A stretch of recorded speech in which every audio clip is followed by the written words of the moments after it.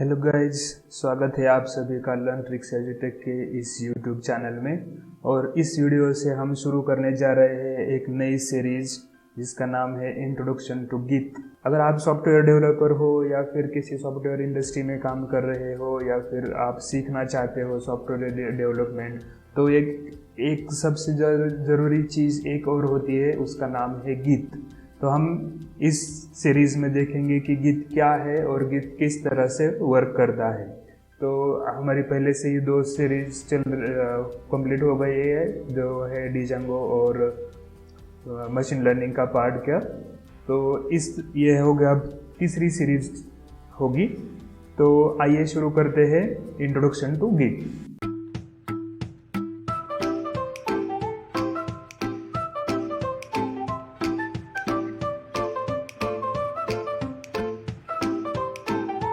Welcome guys.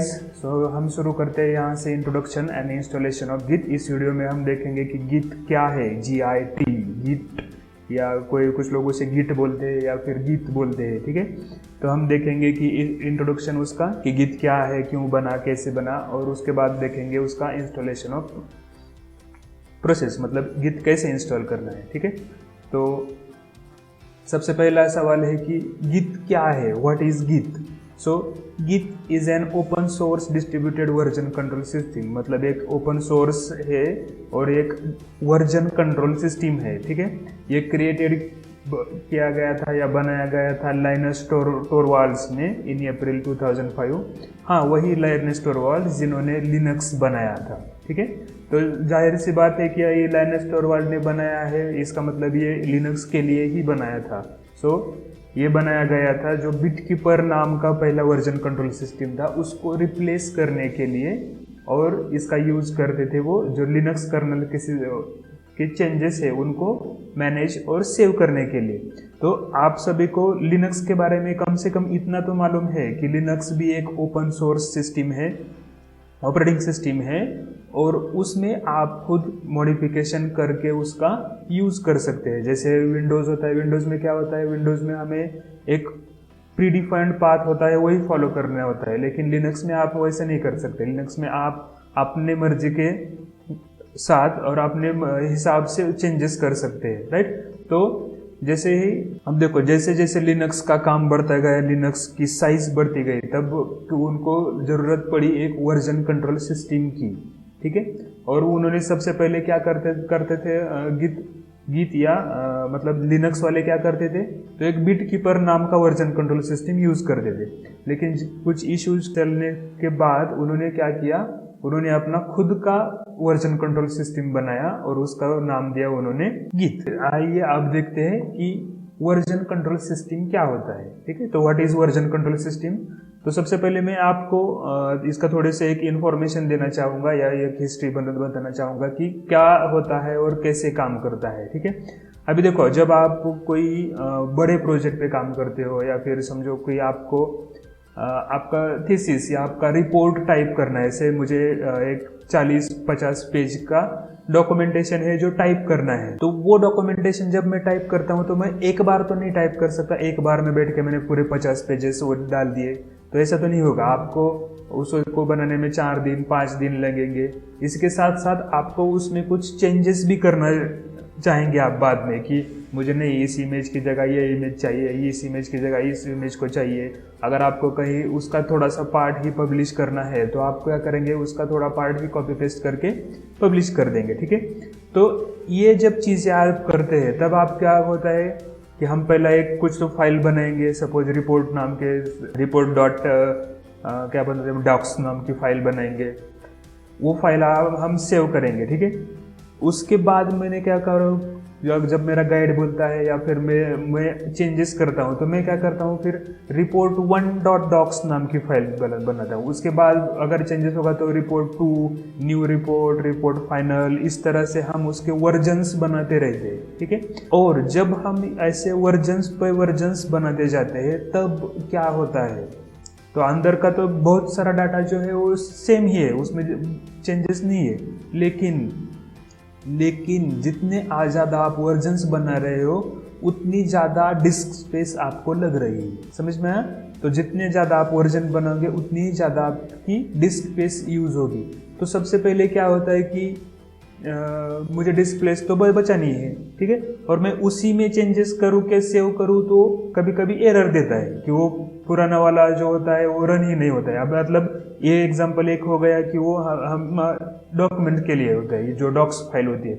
अगर आपका project है, ठीक है, समझो आपने एक सीधा एक सिंपल वाला एकदम सिंपल सा कोई ऐप बनाया या फिर एक प्रोजेक्ट बनाया, समझो आपने एक डिजांगो का प्रोजेक्ट बनाया है और आप उसमें मॉडिफिकेशन कर रहे हैं, मतलब आपने जो पहले बनाया है वो कोड रन हो रहा है और जब आपने मॉडिफिकेशन किया तब आपको एरर दे रहा है। कभी कभी आपको देता है कि आप सिर्फ एक लाइन ऐड करते हो और उस एक लाइन के एडिशन की वजह से पूरा कोड का वर्किंग स्टॉप हो जाता है। अब देखो आपने तो कोड सेव कर दिया, मतलब आप पीछे जाना होगा तो आपको फिर कोड में फिर से चेंजेस करने होंगे, राइट। तो इसके लिए ये फिर क्या होगा, फिर आपको ढूंढना पड़ेगा कहाँ कहाँ पे चेंज किया मैंने, फिर उस सारे चेंजेस को हटाओ, तो ये टाइम कंज्यूमिंग होगा, राइट। तो इस तरह की जो प्रॉब्लम्स होती है, मतलब अगर आप वर्जन ज़्यादा बनाएंगे तो डिस्क स्पेस ज़्यादा लगेगा, अगर आप चेंजेस करोगे तो पुराना वाला जो आपका चल रहा हुआ वर्जन है वो वर्जन बंद हो जाएगा।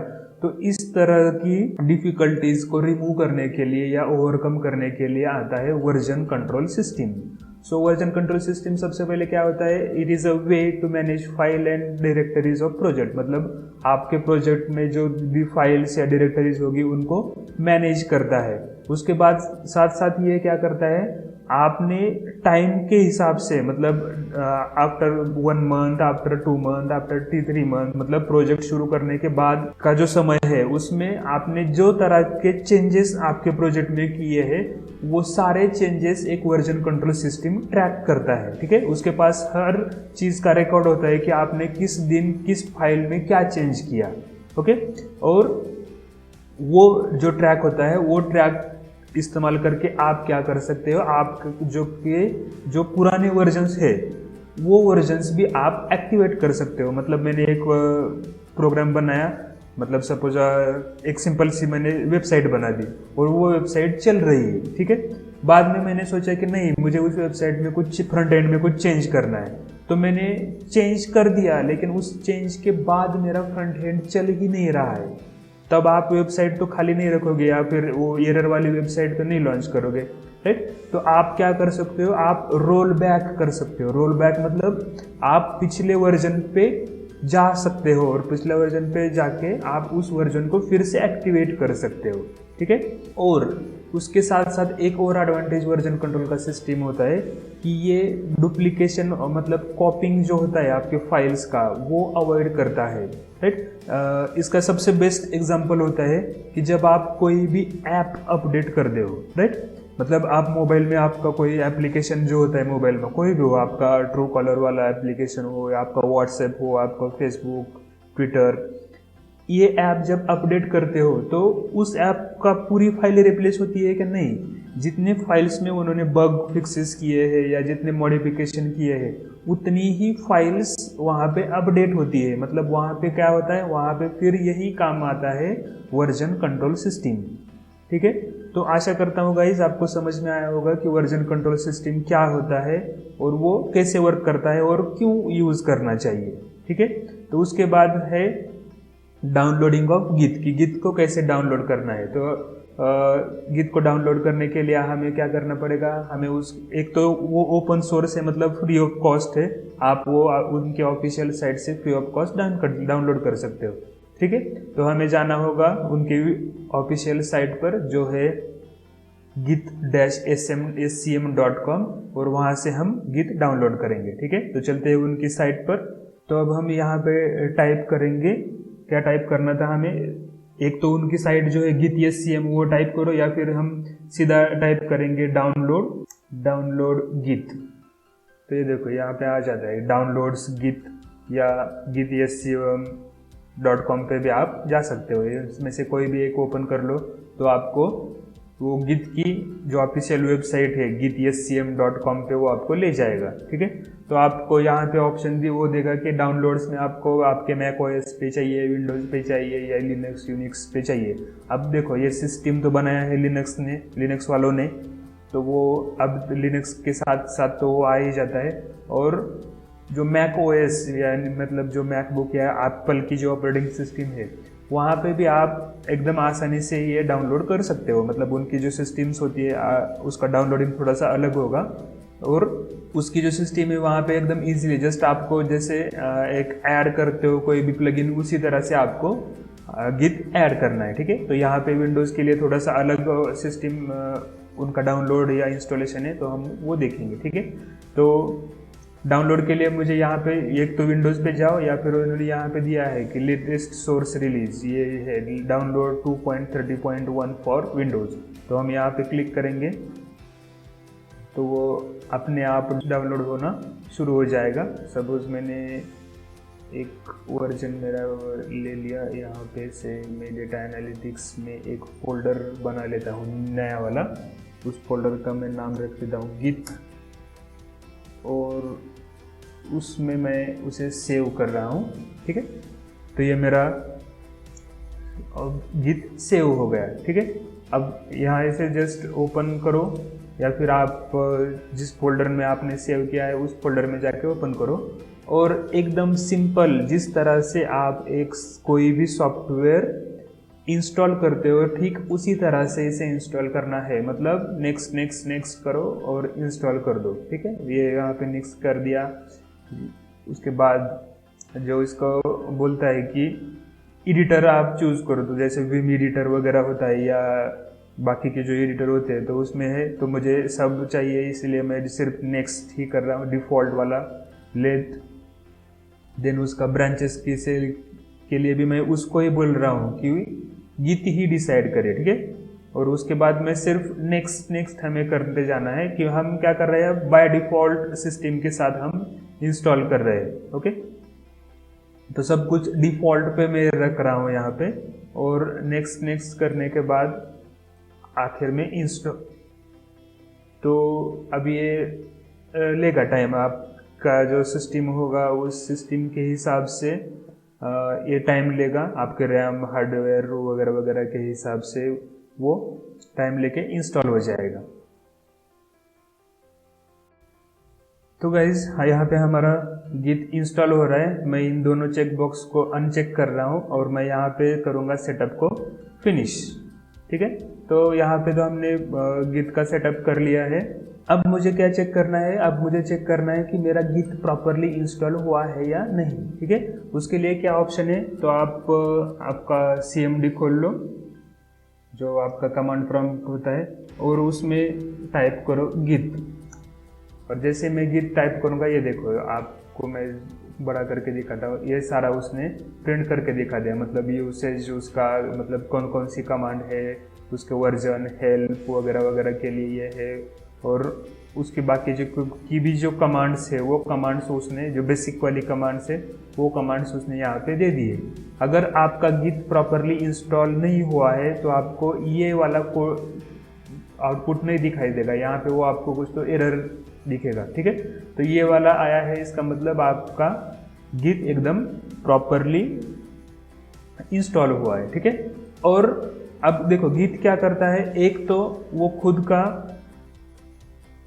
एक मतलब गिट, यहाँ से तो हमने देख लिया कि गिट इंस्टॉल हुआ है। ठीक है, लेकिन जब गिट इंस्टॉल होता है तो वो क्या करता है, आपको एक GUI भी प्रदान करता है, और उसी के साथ साथ एक कमांड लाइन जो कोड वाला होता है वो भी आपको मिलता है। ठीक है, तो हम जो मेरा सर्च बार है वहाँ पे हम टाइप करेंगे गिट बैश।